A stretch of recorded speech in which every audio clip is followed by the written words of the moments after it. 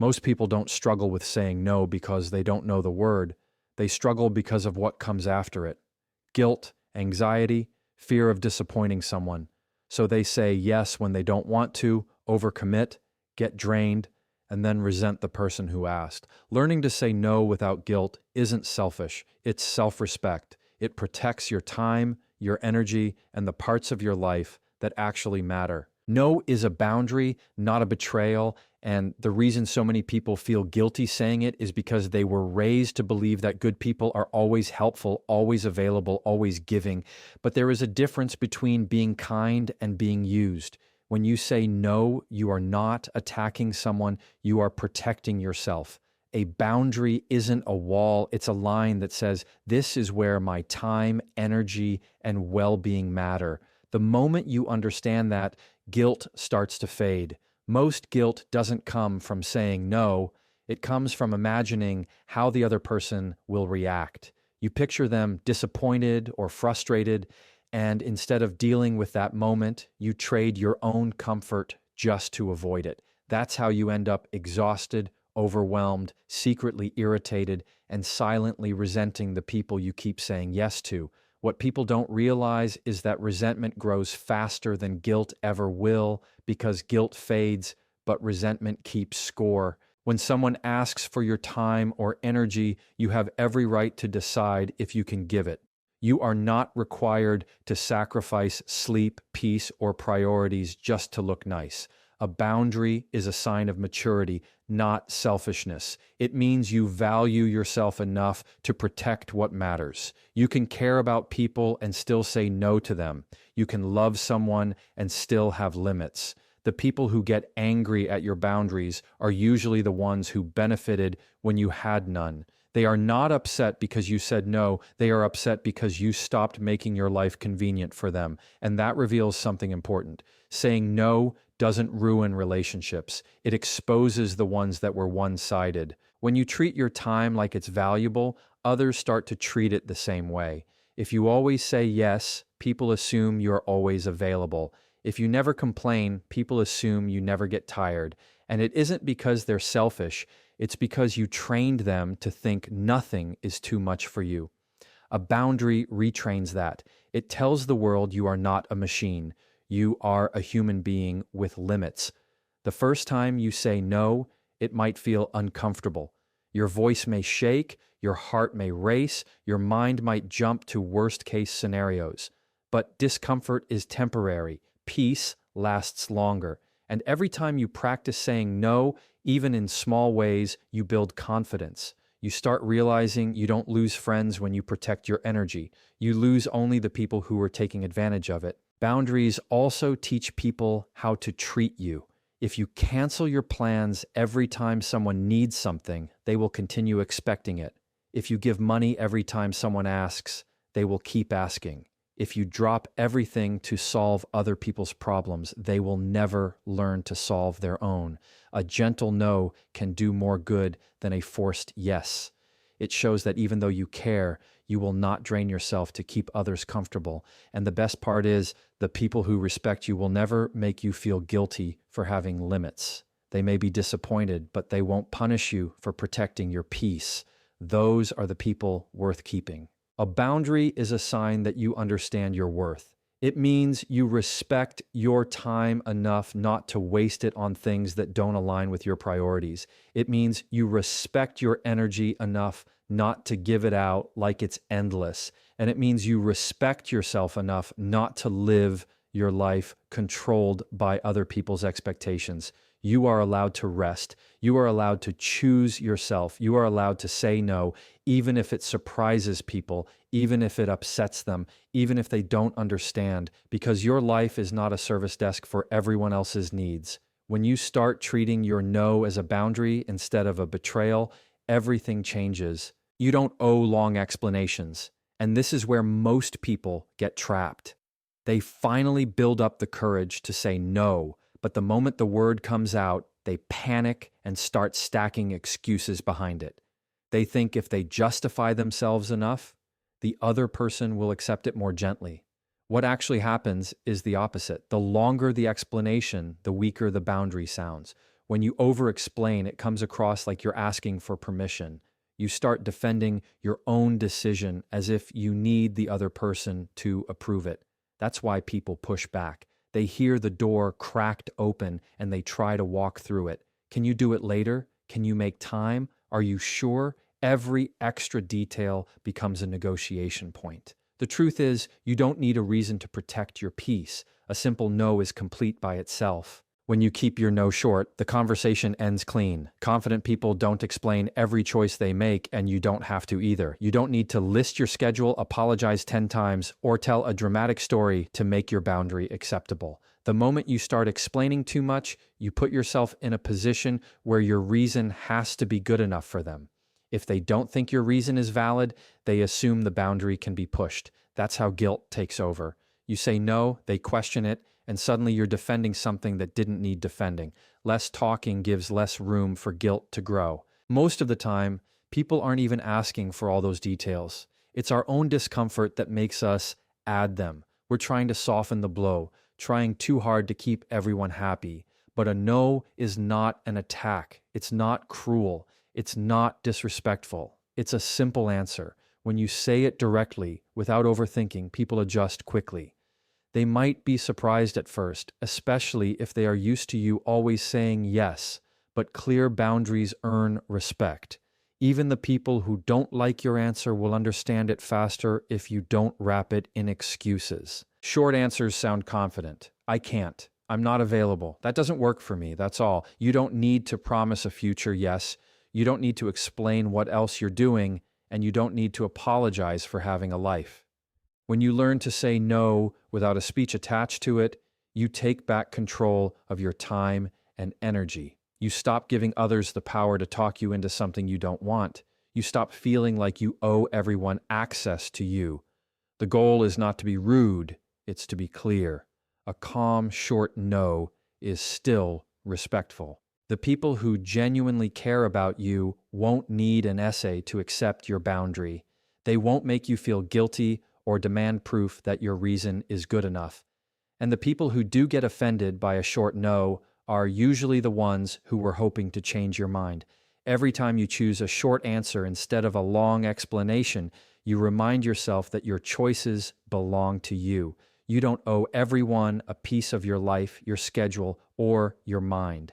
A no is enough all by itself. Silence is powerful after you say no because most of the pressure you feel doesn't come from the word itself. It comes from what happens after. The moment you say no, the instinct is to fill the space with explanations, apologies, nervous laughter, or softened language that slowly bends the boundary you just set. That silence feels uncomfortable because you are used to people pleasing, used to anticipating reactions, used to trying to make everyone feel okay. But when you speak your boundary and stay quiet, you communicate confidence without having to argue for it. You are showing that your decision stands on its own. The silence tells the other person that you are done negotiating, even when your heart is racing. It gives your no weight. People underestimate how much power there is in a pause.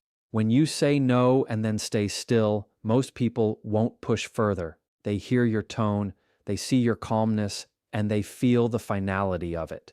When you rush to explain, you sound unsure. When you fill silence, you sound guilty. But when you leave space after the boundary, the other person has to process your answer instead of trying to work around it. That silence protects you from getting dragged into a debate over your decision. It keeps the conversation clean, simple, and respectful. You don't have to prove anything, convince anyone, or offer alternatives. You said no, and that is the end of it. Silence also gives you control of your emotions. When you feel uncomfortable after saying no, your brain wants to fix that feeling by adding more words. But the discomfort is temporary and it becomes easier every time you practice sitting in it. That moment of quiet teaches your mind that nothing chaotic happens just because you didn't over-explain. You start realizing that most people accept your boundary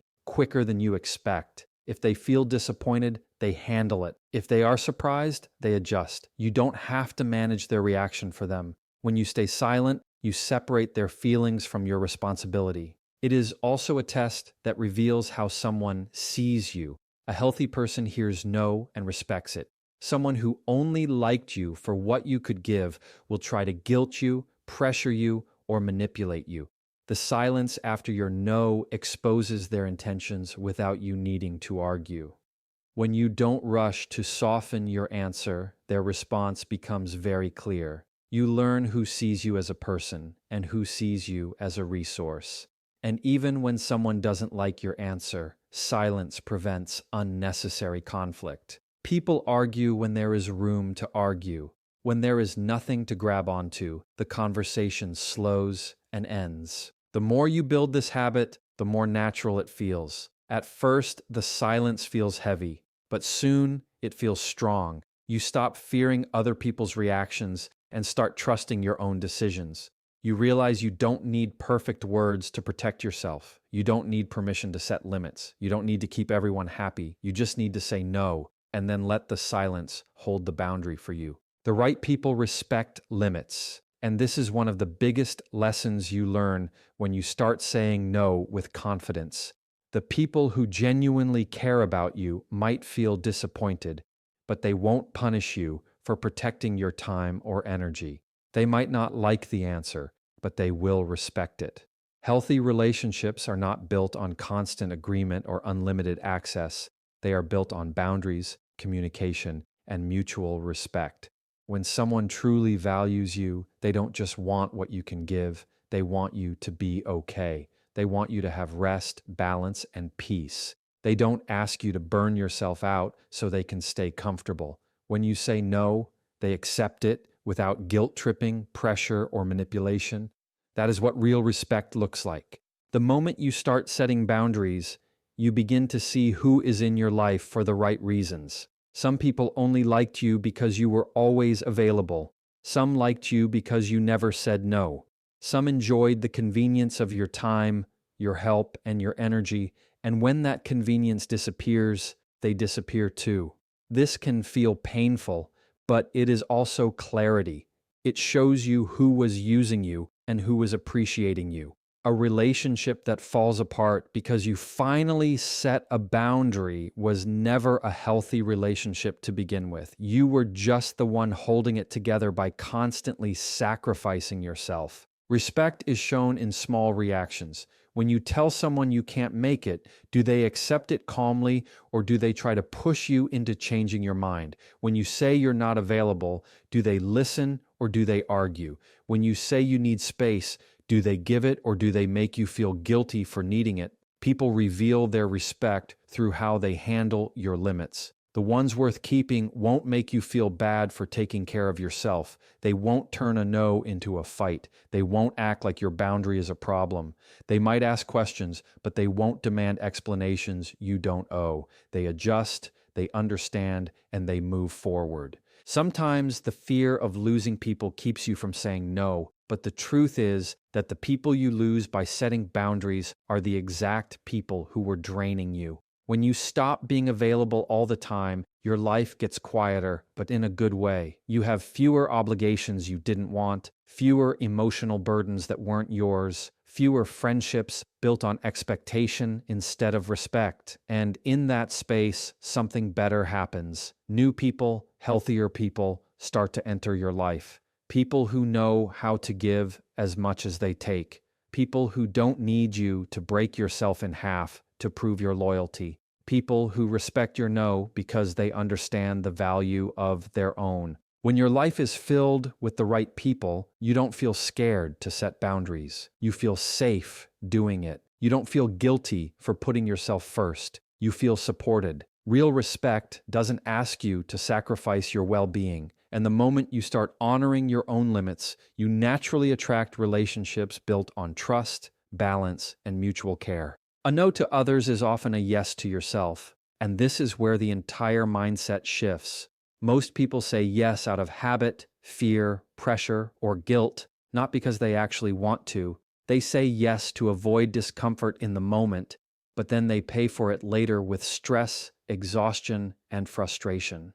When you start saying no to the things that drain you, distract you, or pull you away from what matters. You open space for your own priorities to breathe. Saying no is not about rejecting people, it is about protecting your time, energy, and mental health so you can show up in your life with confidence instead of resentment. A no to someone else can be a yes to rest. It can be a yes to your weekend, your sleep, your peace, your family, your goals, your plans, and your sanity. Most people don't realize how much of their life is lost in unnecessary yeses. They keep agreeing to things they don't want to do, attending events they don't enjoy, helping with tasks that aren't theirs, and saying yes just to avoid awkwardness. Over time, this makes you feel like you are living everyone else's life instead of your own. You feel busy but unfulfilled, present but disconnected, helpful but drained. The moment you start choosing yourself, even in small ways, you feel a shift. You feel lighter. You feel clearer. You feel like you are finally in control instead of being pulled in every direction. When you say yes to yourself, you rebuild trust with your own mind. You stop abandoning your needs to please others. You stop putting your well-being last. You begin to understand that your life is not supposed to be a long list of obligations. It is supposed to be a balance of giving and recovering, supporting others and supporting yourself. Many people think prioritizing yourself is selfish, but the opposite is true. When you are overworked, resentful, and emotionally drained, you are not helping anyone. When you are rested, happy, and balanced, you are more present, more patient, and more genuine. Protecting your time is not selfish, it is responsible. A yes to yourself can also mean creating space for growth. When you stop saying yes to everything, you gain time for the things that actually matter. You gain space to work on goals, learn new skills, improve your life, and focus on what fulfills you. Opportunities don't fit into a life that is crowded with obligations. You can't move forward when you are always stuck managing everyone else's needs. A no is not closing a door, it is clearing a path. It makes room for better things, healthier people, and experiences that align with who you are becoming. It also helps you reconnect with your own identity. When you spend years saying yes to everyone else, you lose touch with what you want. You forget your preferences, your desires, your dreams, because you're constantly adjusting to other people. Saying no gives you back your voice. You start making decisions based on what feels right for you instead of what keeps everyone else comfortable. You learn what you enjoy, what drains you, what excites you, and what no longer fits your life. You start building a life that reflects you, not a life shaped by obligation. The more you practice saying no, the more confident and peaceful you become. You stop fearing reactions and start valuing your well-being. You realize that the world doesn't fall apart because you didn't say yes. People adjust, plans continue, life moves forward, and with every no that protects your peace, you say yes to a better version of yourself. A version that is rested, confident, respected, and in control of their own life. When you understand that every no creates space for a more meaningful yes, it becomes easier to choose yourself and harder to feel guilty for doing it.